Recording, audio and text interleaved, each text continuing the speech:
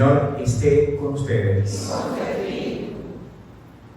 Lectura del Santo Evangelio según San Marcos.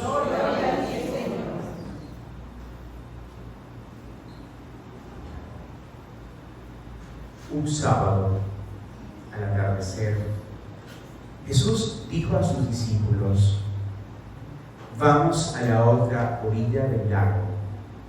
Entonces los discípulos despidieron a la gente y condujeron a Jesús en la misma barca en que estaban. Iban otras barcas. De pronto se desató un fuerte viento y las olas se estrellaban contra las barcas y las iban llevando del agua. Jesús dormía en la popa, reclinando sobre un cojín. Lo despertaron y dijeron: Maestro, ¿no te importa que nos hundamos? Él se despertó, reprendió el mar y dijo al mar: cállate, enmudece. Entonces el viento cesó y sobrevino una gran calma. Jesús dijo: ¿por qué tenían tanto miedo? ¿Aún no tienen fe? Todos quedaron espantados y se decían unos a otros: ¿quién es este? ¿A quién el viento le habla? ¿Quién es este que hasta el viento y el mar le obedecen? Palabra del Señor. Gloria a ti, Señor Jesús. Pueden sentarse. El Evangelio de Marcos que acabamos de escuchar es muy interesante, pero trataré de no hablar mucho, de quedarme con el mensaje central, porque hay personas que están de pie y a mí me angustia cuando la gente está de pie. Miren, dice el relato sagrado que hoy hemos escuchado que Jesús va en una barca que simboliza a la iglesia, y allí hay mucha enseñanza que pudiéramos compartir. Y subiéndose en la barca, dice que un viento era tan fuerte que las olas se estremecían cuando la barca iba chocando contra las aguas. Jesús dormía en la popa y Jesús estaba allí en la barca cuando la barca estaba siendo increpada por el mar. Allí hay una enseñanza que nosotros podemos también aplicar a nuestra vida de cristianos. La barca, que sí puede simbolizar la vida, las olas, el viento que empuja la barca, que hace que las barcas puedan chocar, puede simbolizar, por ejemplo, las personas, las dificultades, y el mar que está picado, que simboliza el mar, es decir, de hecho hay un autor bíblico, no recuerdo ahorita el nombre, que hace ese binomio de mar a mar. ¿Qué es lo importante y es lo que muestra Marcos como primera enseñanza? De que estando la barca allí, en medio del mar picado y que chocaba, Jesús está allí en la barca. Y eso también es importante, que nosotros en nuestra vida de cristianos lo tenemos que entender y aceptar. En la vida siempre vamos a tener dificultades, siempre, como la barca que hoy nos simboliza el Evangelio de Marcos, pero Jesús está en medio de esa barca. Entonces, ¿qué es lo importante? Y que lo tengas allí en cuenta. Primera enseñanza, que ante los embates de la vida, o cuando tu vida se vuelva así como el mar, lleno de dificultades, que sientes que la vida se te está moviendo, recuerda quiénes están a tu lado. Como en la barca estaba Jesús. Y como Jesús está en la barca, pues entonces tengo que hacer todo lo posible para no vivir angustiado. Amén. Amén. Fijar, primera enseñanza. Entonces, la primera batalla que hay que dar en la vida es no desesperarse. ¿Me lo repite la enseñanza? La primera batalla que tenemos que dar en la vida es no desesperarse. Hágale cuenta que usted llega a su baño y siente acá en uno de sus senos que comienza a sentir una pelota. ¿Y usted qué dice? Ya uno se comienza a hacer una película en la cabeza, ¿sí o no? Hágale cuenta en eso. O por ejemplo lo que andamos en, bueno, sí, claro. Entonces la primera batalla que nosotros tenemos que dar en la vida es no desesperarnos. Ya. ¿Por qué no desesperamos? Porque Jesús, como al igual que sus discípulos que están desesperados, vieron a Jesús y le preguntaron, ¿no importa que nos hundamos? Y Jesús calmó las aguas. Y eso es importante. Primera enseñanza. Entonces, en la barca de tu vida, entiende y acepta que no puedes desesperar. Por ejemplo, yo que no sé nadar, imagínense y me gusta el agua. ¿Qué tengo que hacer yo? No meterse al agua. O meterme con un salvavidas, ¿sí? Claro. Entonces, eso es importante que lo sepas. La primera batalla que tienes que dar en la vida es no desesperarse. Ahora, ¿qué hacer para no desesperarme? En una palabra: confianza. Con fe. Oiga, Romanos 8:28. Todo lo que acontece en la vida es voluntad de Dios. No hay nada que se mueva en el planeta Tierra que no sea por la voluntad de Dios. Romanos 8:28. Todo sucede para el bien de quien ama a Dios. Entonces, yo no sé cuál sea el mal que esté aconteciendo en tu vida, como el mal que está aquí aconteciendo en la barca de los discípulos, pero Jesús está allí en la barca. Y eso es importante que lo sepas. En medio de tu tragedia, en medio de tu cruz, en medio de la circunstancia, del problema difícil por el cual puedas estar pasando, no se te olvide que Dios está allí. Amén. Amén. ¿Qué claro? Sí. ¿Me debe entender? Sí. Doy un paso más en esta enseñanza. Cuando los discípulos están en una dificultad, la barca está chocando, ellos piensan que se van a hundir, pero se les había olvidado que Jesús estaba allí a su lado. Segunda enseñanza de esta primera parte: en la vida tienes que tener amistades buenas. ¿Sí? En la vida tienes que tener buenas amistades.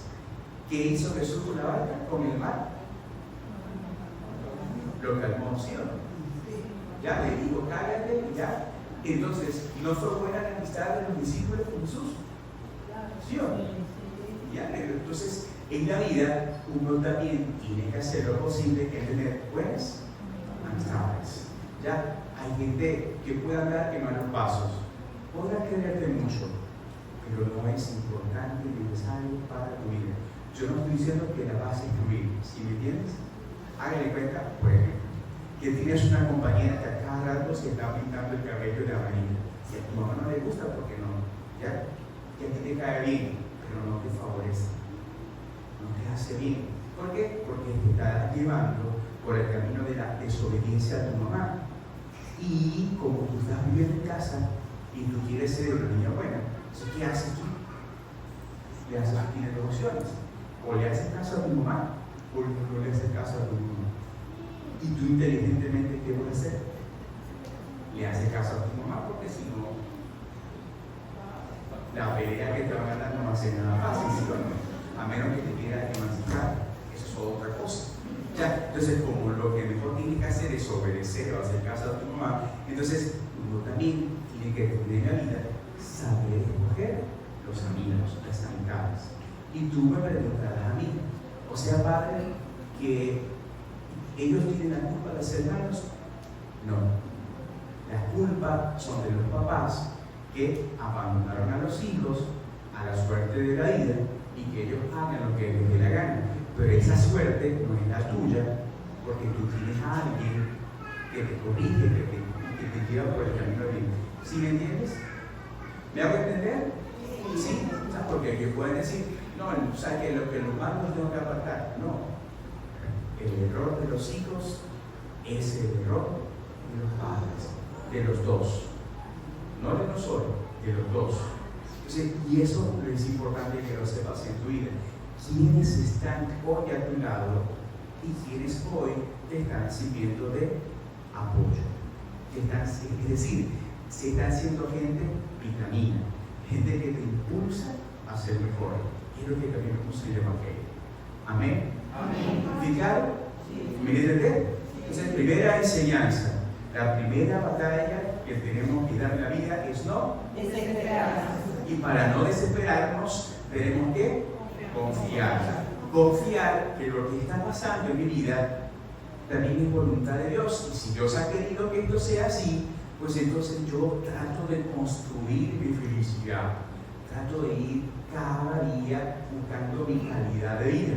Pero sin olvidarme de que tengo un Dios, un Padre, que me va guiando por el camino de la vida. Amén. Amén. ¿Primera enseñanza? ¿Estamos claros? ¿Sí o no? Sí. Muy bien. Segunda enseñanza. Dice el relato sagrado que Jesús le habló al mar. ¿Y qué le dijo al mar? Calla. Me acuerdo cuando el chaval le dijeron, ¿por qué no te callas? Pero bueno, ¿te acuerdas del rey de España que le dijo, ¿por qué no te callas? Pero eso es otra cosa. No hablemos más ni de política porque no me voy a ir más. Entonces Jesús le habla al mar y el mar le obedeció. Si lo ves, eso a mí me encanta y eso me encanta. ¿Por qué me encanta? Porque muestra el señorío y el poder que tiene Dios. ¿Te acuerdas? Cuando en el libro de Génesis aparece que dice, hagamos, por ejemplo, cuando hagamos al hombre a nuestra imagen. ¿Se acuerdan? Eso aparece en el libro de Génesis capítulo 1, hagamos, es decir, aquel Dios que estaba creando el mundo, ahora es el mismo Dios que le habla al mundo, a la naturaleza, y que hace la naturaleza le obedece. Es decir, hay toda una construcción allí. Jesús está creando una vez más. Entonces, segunda enseñanza. Yo no sé cuál sea la tempestad que puedas tener en tu vida. No sé, voy a usar esta palabra, pero no la vayan a tomar a mal, por favor. Yo no sé cuál sea lo que a ti te esté increpando. No sé cuál es. Hay un psicólogo que habla de que todos nosotros llevamos un demonio dentro. Y yo no sé cuál sea el demonio que tú llevas dentro, el hombre animal que llevas dentro, que hace que actúes con violencia. Dios tiene ese poder de calmarlo. Y eso es importante que ahora, cuando vayamos a comulgar, te acerques a la Eucaristía con esa conciencia que Dios tiene el poder de calmar el animal que llevas dentro. ¿Se acuerdan la propaganda de Zucaritas? Despierta el tigre que hay en ti. ¿Se acuerdan de esa propaganda de Zucaritas? Que venía una caja azul que era más buena.